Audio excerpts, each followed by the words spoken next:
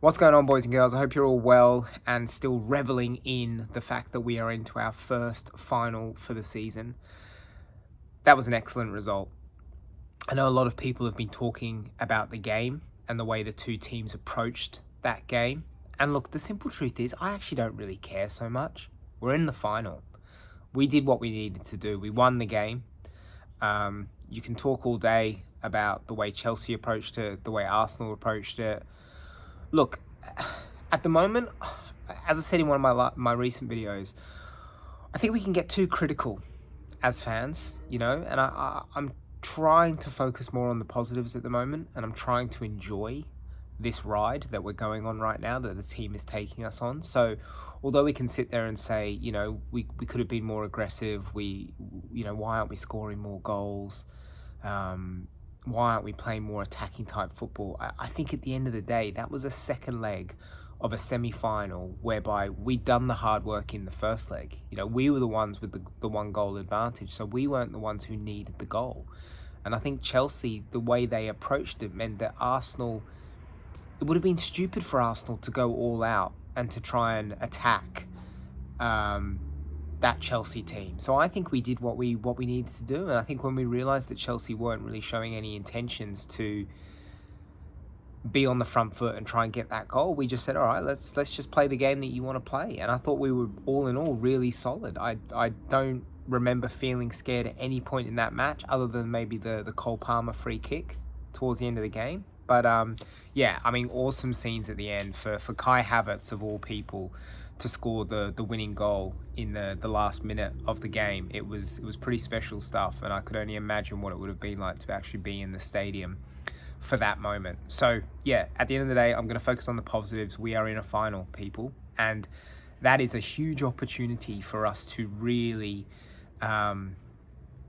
lay down a marker against Manchester City, who we are ultimately kind of competing not only in the Premier League against, but potentially in the Champions League as well. So to be able to get one over them in the Carabao Cup final before we really get into the juicy part of the season could be a really kind of good confidence and momentum builder for the team. So awesome result. So happy that we're in the final. I want us to win everything that we can win this season. So putting us in that final gives us an opportunity to get one piece of silverware in the cabinet nice and early. So job done, well done, boys. Let's move on from there. And that takes us into this weekend's Premier League fixture against Sunderland at home. This is a huge weekend in the Premier League title race. Manchester City go to Liverpool. Now, don't get me wrong, Liverpool are a mixed bunch this season, to say it best. I do think that if Liverpool play the way they've been playing recently, and I do think Liverpool have looked better in recent games, I think Liverpool should win this one. City have a terrible record at Anfield. I do think City are at this point in the season where one more bad result, they could be in a position where they might have to start looking at focusing their attention on other areas, i.e. Carabao Cup final, Champions League, FA Cup. If they were to lose this weekend and we were to beat Sunderland, that is a 9-point lead, and I'm not sure if City are good enough to claw that back, and I don't think Arsenal are going to slip that many points. So this is a huge weekend. Look, at the end of the day, City-Liverpool, that is a toss of a coin. I think both teams are not what they used to be, and so I really don't know what to expect from this game. I do think Liverpool will win, but it wouldn't surprise me if City were to win either. Which I know doesn't really kind of give much. But I think this will be more of a basketball type game. I don't think either defense is very good. I think attacks are the strength of both of these teams. So I expect there to be some goals in this one. And maybe it ends up some kind of crazy 2-2, 3-3 draw, or maybe someone nicks a last-minute winner to win it 3-2 or something. So, yeah, either way, at the end of the day, we can't be focusing on what City do. This is about us. We have to get our job done first and foremost. We're playing first this weekend, so it's a really important opportunity for us to really apply the pressure to City going into that Liverpool game. And look, at home to Sunderland, we should be winning that game. Sunderland have got an amazing record at the Stadium of Light, but away from home, they have not been that great.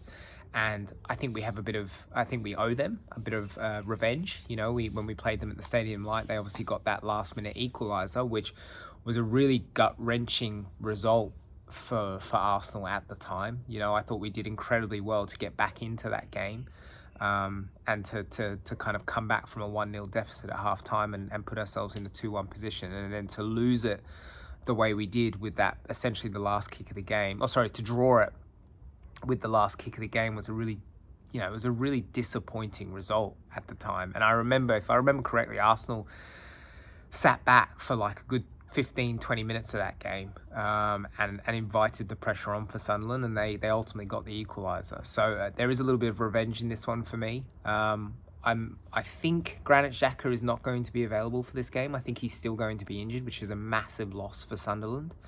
So I'm expecting us to be able to kind of dominate that midfield. And ultimately at home, I think we should have enough. You know, we should be full of confidence after that win over Chelsea and getting into the Carabao Cup final. And I'm sure the players and Arteta and his staff will recognise how significant getting a win over Sunderland would be in terms of what that will do to City going into the Liverpool game. So I expect the team to be super focused, really up for this game, and I expect us to win. I think in terms of starting 11, Raya will come back in goal.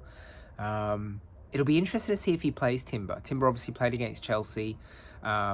I think he missed yesterday's training session, so they're probably just managing his workload at the moment. But I do think this is one of those games where you could probably afford to bring in Ben White at right back. So yeah, it's hard for Arteta. You know, I sit here every week and I think about who I'd pick. But, you know, on one hand, I'm like, we should have enough, even with Ben White at right back, to deal with the Sunderland at home. But when you look at how important this game is, you kind of think to yourself, we need to play our strongest 11 to just ensure we get the win. So I probably would go with Timber, but I also wouldn't have an issue if you went with Ben White. At left back, look, Nketiah played really well against Chelsea. He was probably the man of the match for me against Chelsea, so I don't think he deserves to be dropped, but I do think Calafiori, for the first part of this season, was one of our best players. So I think I'd go with Calafiori at left back, Saliba and Gabriel at centre back. Zubimendi will be in the 6, Rice will be in the 8. Odegaard's still out, so I'm hoping he'll give Eze another chance in the 10. I thought Eze against Chelsea was relatively quiet. You know, he's still not grabbing that position with both hands, which is frustrating, but I would like to see him given another shot in that 10 role, because I don't think there's really anyone else to put in there now, with Marino and Nwaneri no longer part of the squad due to injury and being on loan. I think it's Eze's role to play. Saka's out, although I don't think his injury is that concerning, so I think he'll miss this game but probably be available for the next one, hopefully. So Madueke will keep his place on the right, and then on the left, I think he will probably go with Trossard. And then up front, it's a hard one. He started Gyökeres against Chelsea. He brought Havertz on, so Jesus didn't get any minutes in the Chelsea game. So maybe Jesus will get the nod to start this game, and then if it's not quite working, he brings on either Gyökeres or Havertz. He might be tempted to start Havertz, given that he got the goal in the last game against Chelsea. So yeah, I don't know. I think it's good that we have so many options up front. I'm still not sure if anyone really convinces me that they are the number 9 that we ultimately need, but I think at this point in the season, I think whoever he picks should be able to do a job against Sunderland. And then if it's not working after 60-65 minutes, we can mix it up and bring one of the other ones on. So yeah, I think maybe he starts Jesus. Maybe the fact that Jesus didn't get any minutes against Chelsea, maybe he starts Jesus. So that would be my starting 11, or at least what I think Arteta will do. In terms of players to stand up, look, I think this is a good opportunity for Madueke. I think it's a great opportunity for Eze to try and do something special.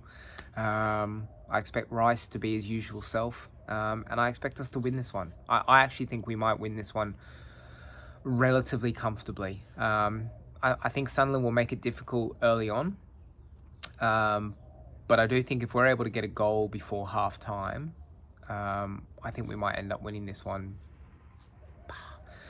We're just not as tight as we were defensively a few months back. We are leaking a few more goals than I would like to. So I want to say 3-0, but I think it might be 3-1. I'm going to go with a 3-1 win to Arsenal. As I said, it's a huge game, people. And I know when you're fighting across all all four fronts. Every game is huge, but this feels like a really pivotal weekend, you know. And I think Arsenal in recent weeks, recent months, we've missed the chance when Arsenal have been presented with an opportunity to try and really kind of put a nail in the coffin. I think we've stuffed it up so far. We've fluffed our lines. This feels like another opportunity whereby if we can get the win, if we can do our part of the job, I think that puts immense pressure on City. And I'm just not convinced that City get a result against Liverpool at Anfield. So even if they draw, that's still us increasing our lead, which I think is brilliant. So yeah, Arsenal just need to do their part, and then we can kind of sit back and see what City have got to offer against Liverpool. So yeah, huge weekend. Hopefully it goes our way, and hopefully I'm sitting here on the next video with a 9-point lead at the top of the Premier League, which would be incredible. So yeah, let me know what you guys think in the comments. Don't forget to like and subscribe. I'd love to know who your starting 11 would be, what you think the score will be, who do you think needs to step up, and yeah, let me know if you think City can do the job against Liverpool. All right, guys, I'll see you on the next one. Bye.